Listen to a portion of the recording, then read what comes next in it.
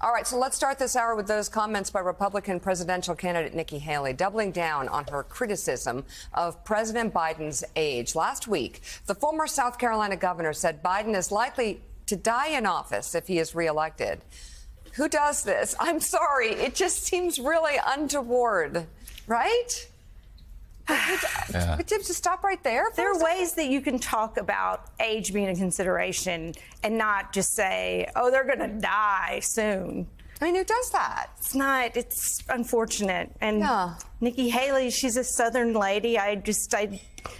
Well, we talk a lot about age, you know, in Know Your Value and 50 over 50. And there's so many women and people, women and men, who are flourishing in their 50s, 60s, 70s, 80s, and 90s.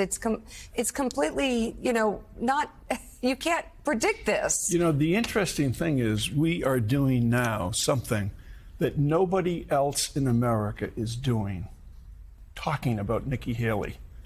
Nobody. I mean, she's irrelevant to the conversation, so is that what really, it is? and she's Just proving clickbait? her irrelevance each and every day, each and every time she opens her mouth. To your point, that may be true, and people don't put it the way she put it, obviously. But voters in polls tell us they are concerned about both candidates, not just Joe Biden. But if your two candidates are 80 and 77, Donald Trump will be 77 in a month. They're worried about that, and that's from the voters. And at both parties, by the way. And you see the Biden campaign addressing that, and there's a lot of joint appearances with Kamala Harris, and they're showing the entire team in many different ways. But I think in polls, they are saying that very, very clearly. At the end of the day, I think when they go to the voting booth, they really care about what's going on with their education and their Social Security and their health care and whatnot. And, you know, say what you want about Biden, his age, he's getting the job done. He is getting the job done. No matter how you look at the scoreboard, well, that's it. He's putting points on the board, and I think at the end, that's the way voters I mean, in historic proportions as well. In a newly released opinion piece,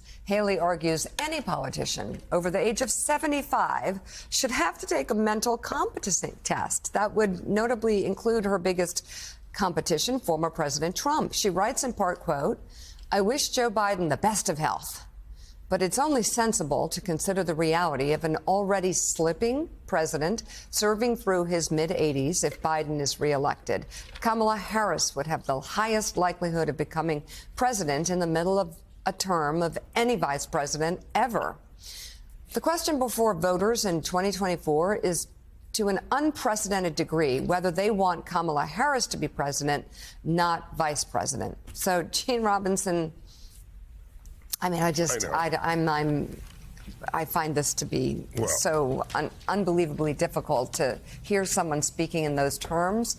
At the same time, I guess the Biden administration is addressing it in the way they're handling their campaign.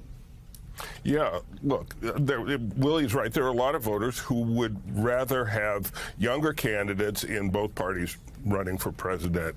But reality is reality, and President Biden, it's likely to be President Biden against Donald Trump, and they're both over 75. They're both pretty old, and so there you have it. You're going to make a choice. Nikki Haley is doing this, I think, because, as Mike Barnicle said, nobody's talking about Nikki Haley. She's polling at about 1%, and she's got some attention by these crude and weird remarks that it's not necessarily good attention, but she'll take any attention she can get right now, I think, because her campaign is going nowhere.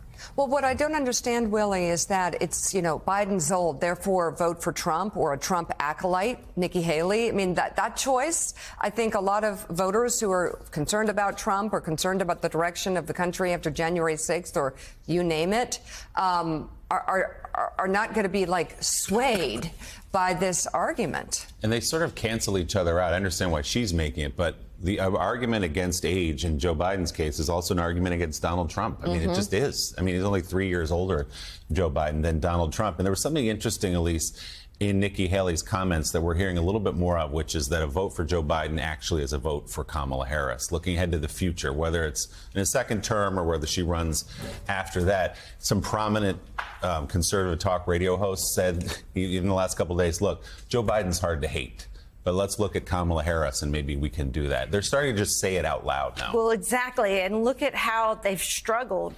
the hardcore extremists to have a message that's anti-Joe Biden and nasty enough to really resonate. And so they know that Kamala Harris isn't as popular as Joe Biden also, and she's unpopular among Republican primary voters. So this is an effective message for Republican primary candidates to push. The strategy for Kamala, if I'm running anybody's campaign, is let her own abortion. Let her be out there. Got the voice on it. That is basically such a swing issue that we see, and we saw how it defined the last election. Obviously, she's a woman. Let her own that issue. That should be what she does, focus on 100%. Because number two things, obviously, it's a compelling issue, but it also ingratiates her in many, many ways. And she's had a little bit of a trouble connecting on a kind of on a real guttural level, and I think that's the kind of issue that allows. And also guns too. She got to Nashville really quickly, and it was a strong moment for her, showing compassion, showing that she cared. Being there. Yeah, it's interesting. The candidate kind of can meet the moment, or the politician can meet the moment, can meet her, where she is now on two major issues in this country, has a pretty strong voice. And the campaign's already featuring her prominently in the rollout video and since then. Peggy